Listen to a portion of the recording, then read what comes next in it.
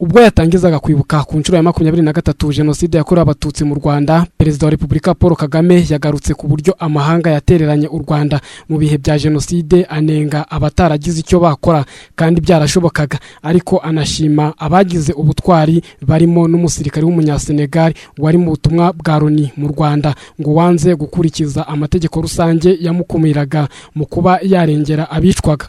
Perezida wa Repubulika yanenze uburyo amahanga agitinda ku kubonera izina jenoside yakorewe abatutsi. Those deciding what it should be called are the very people who got involved in it. Abafata icyemezo cy'uko yakwitwa ni bamwe mu bayigizemo uruhare, kandi uko batinda ku magambo no kwizina twabuze abantu nticyari ikiza. Byabaye hari ababishyigikiye kandi ku mpamvu za politike, yaba imbere mu gihugu, mu karere no ku rwego mpuzamahanga. Ni gute abantu bakomeza gutinda kwizina ugasanga bazanye impuguke zo gukora iki?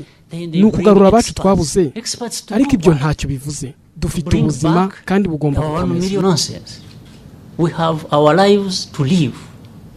Umukuru w'igihugu yavuze ko kwibuka jenoside yakorewe abatutsi ari igihe cyo guhumuriza abarokotse, bagaragarizwa ko nubwo babuze imiryango yabo batari bonyine. Kandi nabyo kwibuka, nagira ngo mvuge ko mbwira abacitse ku icumu ku buryo bw'umwihariko ko batari bonyine, batakaje imiryango,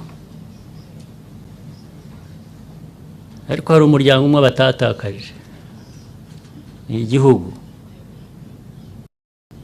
Ni umuryango waba bacitse ku icumu, ni umuryango wa buri munyarwanda. Ibyo nabyo kubyibutsa uvuga ngo ntabwo bari bonyine, nabyo birajyana muri kwa gusubiza kwa buri munsi cya gisubizo cyabazaga ngo twarinze tugera aha dute. Kwibuka ku nshuro ya 23 jenoside yakorewe abatutsi mu Rwanda byanitabiriwe n'umuyobozi wa Afurika yunze ubumwe.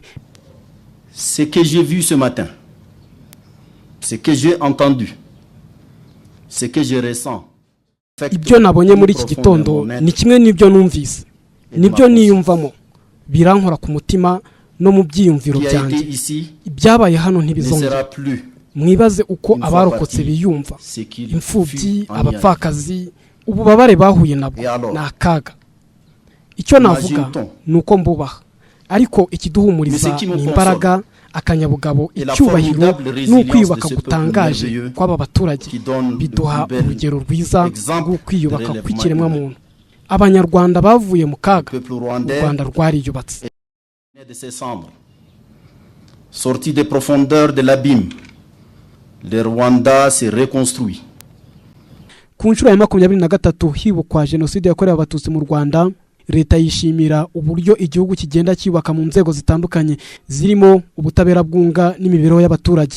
Abikomozaho umuyobozi w'urwego rw'igihugu rw'imiyoborere Professor Shaka Anastasi yavuze ko jenoside yakorewe abatutsi igihagarikwa abanyarwanda 3 muri 4 bari munsi y'umurongo w'ubukene, ariko ubu 2 muri 3 ngo bakaba bifite.